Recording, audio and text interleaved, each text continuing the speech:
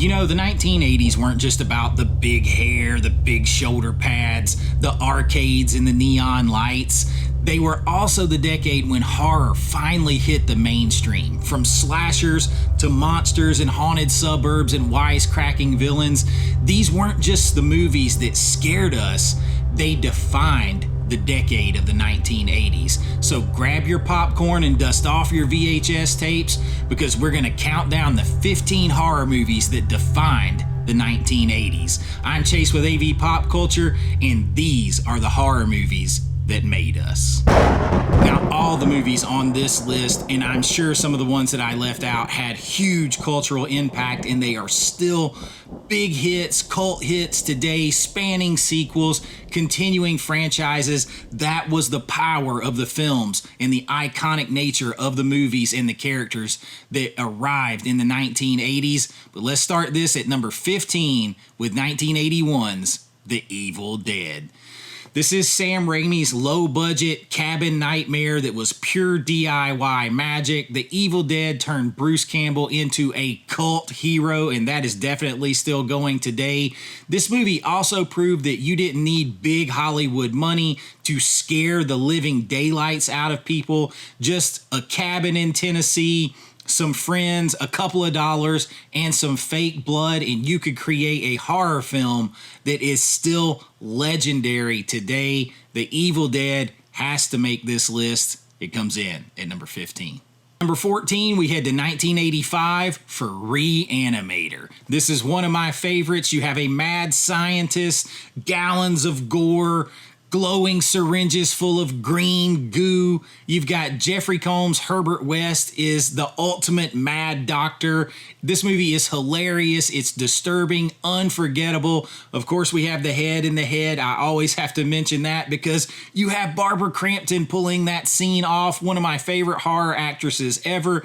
Jeffrey Combs in here with Stuart Gordon at the helm of this Lovecraft tale of horror. Reanimator is horror at its most outrageous, and it pushed the 80s splatter to its absolute limit. Still getting incredible releases today. One of the best 4Ks I've ever seen. Reanimator standing the test of time, coming in at number 14. When you want to talk about horror films that made us, that raised us, that stand the test of time, you look to 1982 with the legendary pairing of Stephen King and George Romero with Creepshow. This was a match made in horror heaven. King, Romero, they brought the EC comics to life with Creepshow. You have everything from vengeful fathers to swamp creatures, killer cockroaches. It is equal parts spooky and silly and dripping with all of that nostalgic comic book vibe that was so huge in the 80s and before. Creepshow, a classic. It inspired filmmakers like me who grew up in the 80s to go on and incorporate that in our films. That is legendary status. Creepshow had to be on this list. It comes in appropriately at 13. Now, with the 80s, you definitely had punk rock vibes. That was the big thing, punk rock. You had leather, you had spikes, you had green hair and spiked hair and mohawks and all that kind of stuff. You had your rock and roll music, kicking ass, and nothing screams all of that more than Return of the Living Dead from 1985. Brains! This is the punk rock zombie party that first taught us that zombies wanted to eat brains. That's where it was established here. Talk about something iconic that left a mark on horror movies. You've got the iconic Tar Man in here. I should have wore my Tar Man hat, but I got Halloween from 81 represented here. Just a great character as far as practical effects creation. One unforgettable punk rock cemetery dance. Return of the Living Dead is loud, wild, weird. It is not what you're expecting. That is definitely something that comes right out of the 80s. It's the kind of horror movie that makes you want to laugh and scream at the same time. I love that. Return of the Living Dead, my favorite zombie movie of all time, screams the 80s. It comes in at number 12.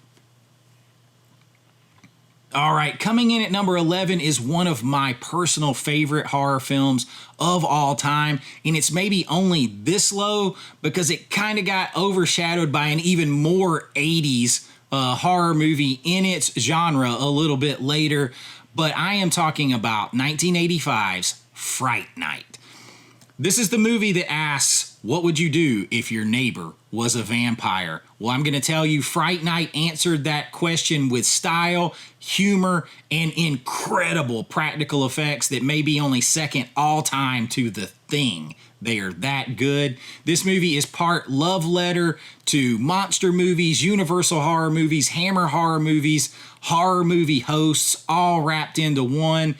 Chris Sarandon's Jerry Dandridge reminded us that vampires could still be scary and cool in the 1980s, a very 80s concept.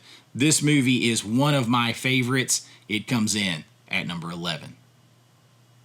Now, coming in at number 10 on this list takes us a very different turn to the slasher genre in 1988's Child's Play.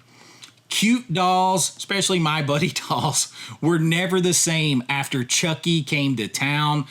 This doll has the soul of a serial killer trapped inside a plastic body. Child's Play gave us one of the most iconic horror villains of all time in a very different package. A wisecracking, knife-wielding toy that is behaving very badly and making playtime something a little bit scary. Chucky still making appearances at Halloween Horror Nights, all kinds of things. Today, there is no doubt Child's Play is a big part of the 80s. It needed to be here. It checks in at number 10. Now, number 9 on this list is one that you're going to be surprised to see this low, but I will explain. 1982's The Thing.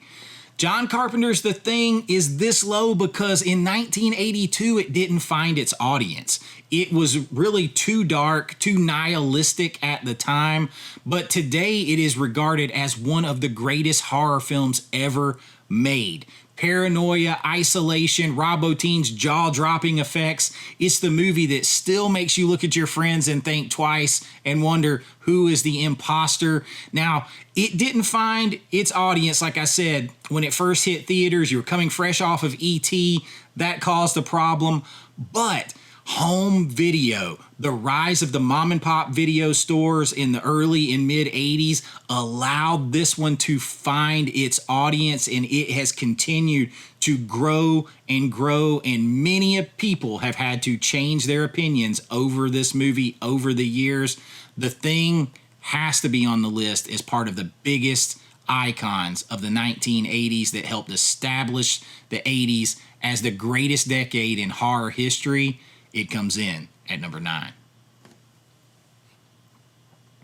Now, next on this list is one that a lot of people might argue isn't horror. I completely disagree, and man, it had a huge pop culture impact, and it is actually pretty gruesome at times.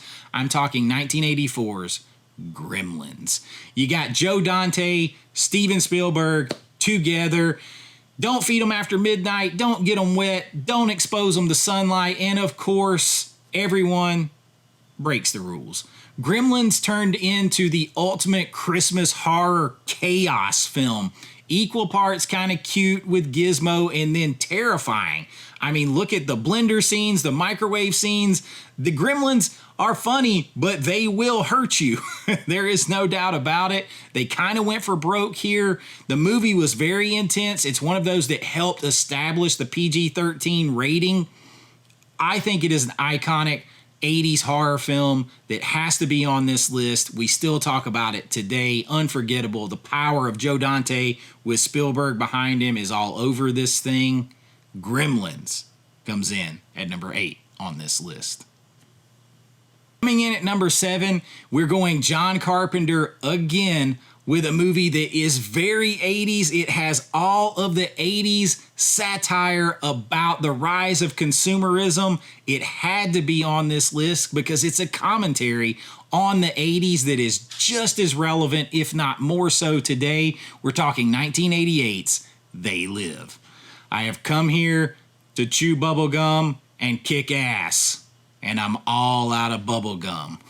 Rowdy Roddy Piper fighting aliens with sunglasses that lets him see. Count me in any day of the week. They Live is John Carpenter's most satirical and maybe most paranoid. You could argue that it is a more paranoid horror film than The Thing, but it is also fun. It's action-packed. It's a cult classic. Like I said, this thing feels even more relevant today with its social commentary.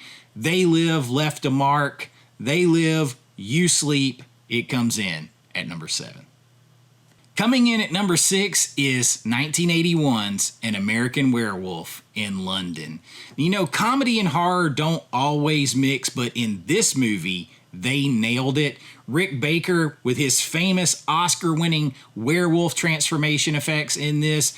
This scene is still one of the best effects scenes in cinema history.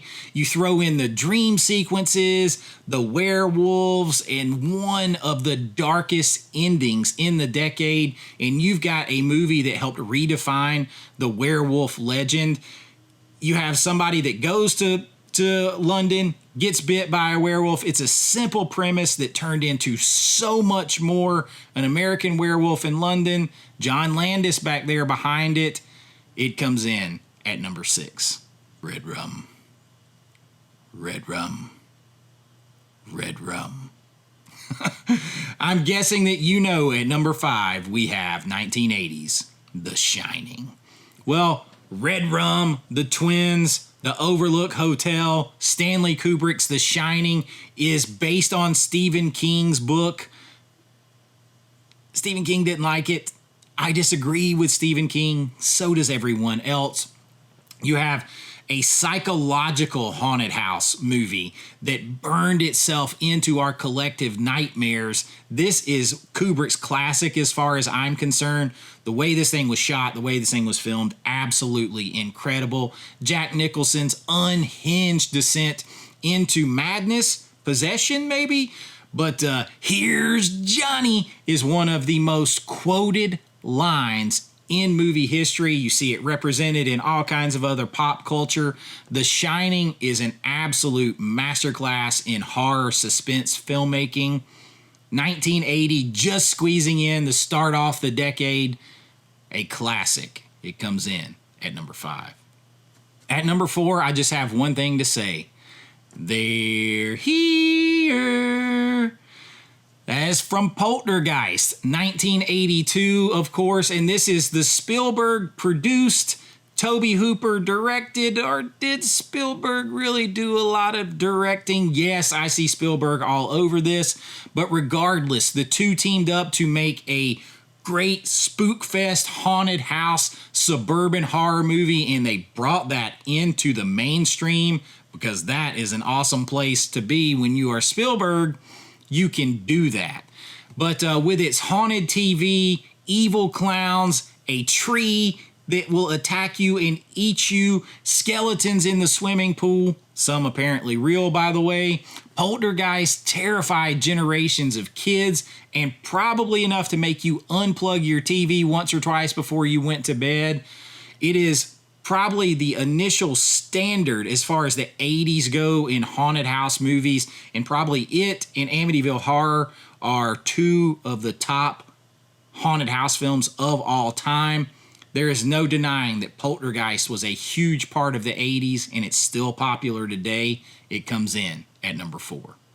Sleep all day, party all night, never grow old, never die.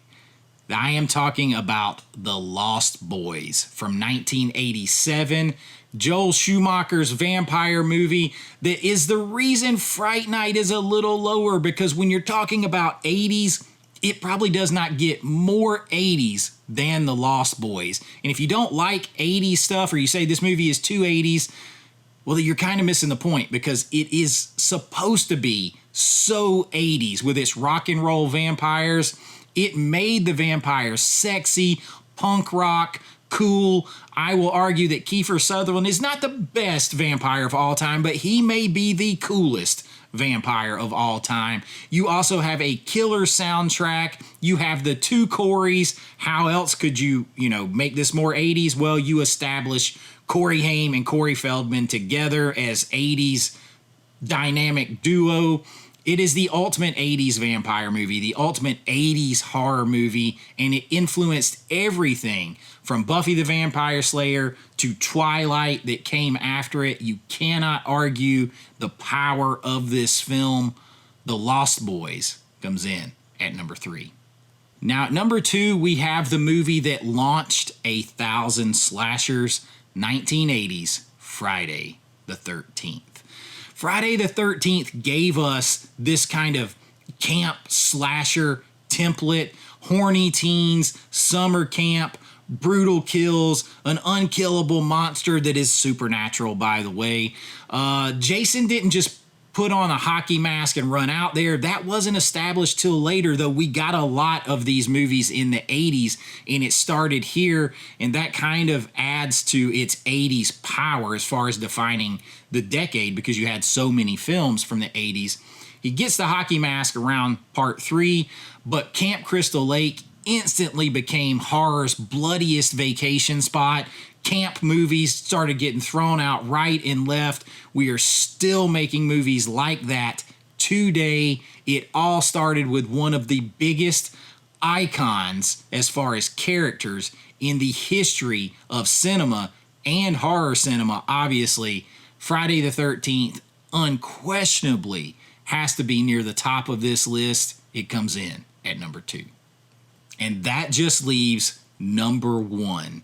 And for number 1, I don't think I will get any argument over what most encapsulated and defined everything about horror in the 80s, culture in the 80s, and had so much relevance for decades to come.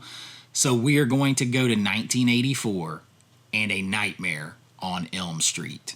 You got Wes Craven, you got Robert Englund, you got Heather Langenkamp, and you have Freddy Krueger, who was much more than a villain and became even more of a villain. He, just like Jason, are pop culture legends. He became a rock star as a horror bad guy with his razor glove and power to kill you in your dreams. Freddy kind of defined horror and the MTV age. He was actually, there were Freddy bumpers during Halloween between music videos on MTV. You had all of the Nightmare on Elm Street sequels, so many of them coming in the 80s. So again, just like Friday the 13th, you had that constant in-your-face pop culture Freddy Krueger throughout the 80s. You couldn't get away from it. It was ubiquitous. And so now it is right there today,